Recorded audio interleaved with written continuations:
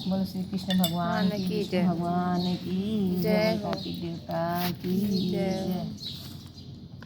राजा पृथक ने कहा, हे नारद जी, आपने तुलसी का इतिहास, व्रत, महात्म्य बारे में कहा है। अब यह बताने की कृपा करेंगे, कार्तिक मास में और भी देवताओं का पूजन होता है, यह भी मुझे समझा कर कहिए। नारद जी ने कहा, पहले समय में पर्वत के निकट कर्तिपुर में एक धर्मात्मा धर्मदत्त नाम का एक ब्राह्मण रहता था। वह भगवान विष्णु के साथ व्रत करता था। एक दिन कार्तिक मास में वह एक पहर रात शेष रहने के जागरण के लिए भगवान विष्णु के मंदिर में हर प्रकार की सामग्री लेके जा रहा था। मार्ग में उसे एक बड़ी भयंकर राक्षसी को देखा, जिसके बड़े बड़े दांत और लपकती हुई जीभ और बड़े बड़े दांत थे, लाल लाल नेत्र, उसका शरीर नंगा और मांस रहित था। वह भयंकर राक्षसी को देखकर धर्मदत्त बुरी तरह से कांपने लगा। कुछ उपाय देखकर उसने पूजा वाली थाली, जल का लोटा उसके ऊपर फेंक दिया। क्योंकि भगवत नाम का जप करते थे, वह सामग्री और जल का लोटा जिसे तुलसी दल पड़ा था उसके मारा था, जिससे उसके जन्म जन्मांतर का पाप नष्ट हो गया और पूर्व जन्म याद आ गया। वह हाथ जोड़कर धर्मदत्त के चरणों में गिर पड़ी, बोली, हे प्रिय, मैं पूर्व जन्म में कर्मों में फल इस अवस्था को प्राप्त हुई। नारद जी ने कहा,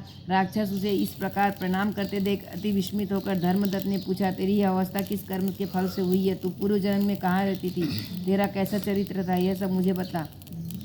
शशिनी, जिसका नाम कलहा था, वो कहा कि ब्राह्मण सौराष्ट्र भिक्षु नाम का एक ब्राह्मण रहता था, उसकी पत्नी थी। मेरा स्वभाव बड़ा ही निष्ठुर था। मैंने अपने पति को कभी भला नहीं चाहा, कभी अच्छा भोजन नहीं दिया, मिठाई खाने को नहीं दी, प्रतिदिन उससे लड़ती झगड़ती रहती थी। मुझे इस प्रकार का झगड़ालू देख करके नित्य प्रति कलह के तंग आकर के मेरे पति ने दूसरा विवाह का निश्चय किया। यह सुनकर मेरा पति दूसरा विवाह कर रहा था। मैंने उसके विवाह में पहले ही विष खा कर अपनी आत्महत्या कर ली।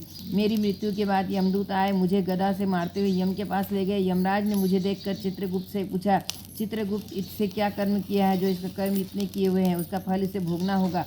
कलहा ने कहा, ब्राह्मण ने चित्रगुप्त को यमराज से कहा, इसके अपने जीवन में कोई भी अच्छा काम नहीं किया है। यह अपने पति को सदा खराब भोजन देकर आप अच्छा भोजन खाती थी, इसीलिए यह विष्ठा खाने वाली होगी। उसे अब दुसुवरी का जन्म दिया जाएगा।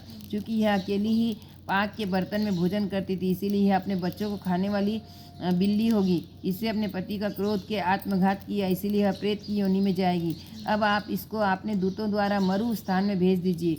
वहाँ पर यह बहुत दिनों तक प्रेत योनि में रहेगा। फिर यह पापनी अपने तीनों योनियों को भोगने से, जो ब्राह्मण के 500 वर्ष तक प्रेत योनि में हूँ और भूख प्यास के कारण नित्य दुखी रहती हूँ, एक दिन भूख से तंग आकर एक वेश्य के शरीर में प्रतिष्ठा हो गई। उसके शरीर द्वारा कृष्णा और वेणी के संगम से इस देश में आ पहुँची। एक दिन भगवान शंकर व विष्णु जी ने मुझे उसके शरीर में बाहर निकल दिया। मुझे आप दिखाई दिए। ये आपके लोटे में तुलसी का जल किसी छींटे से मेरे ऊपर पड़ा, जिसने मेरे सब पाप नष्ट हो गए। द्विजोसर, आप मुझे यह बताइए, आगे होने वाली 3 योनियों में इस तरह प्रेत शरीर में किस तरह मेरी मुक्ति होगी? धर्मदत्त ने कहा, कलहा बात सुनकर उसके पिछले कर्मों को वर्तमान अवस्था में देखकर बड़ा दुखी हुआ। उसका दुख देखकर उसका चित्त पिघल गया। उसने दुखी भाव से कहा कि जय। इसका आगे का देखो।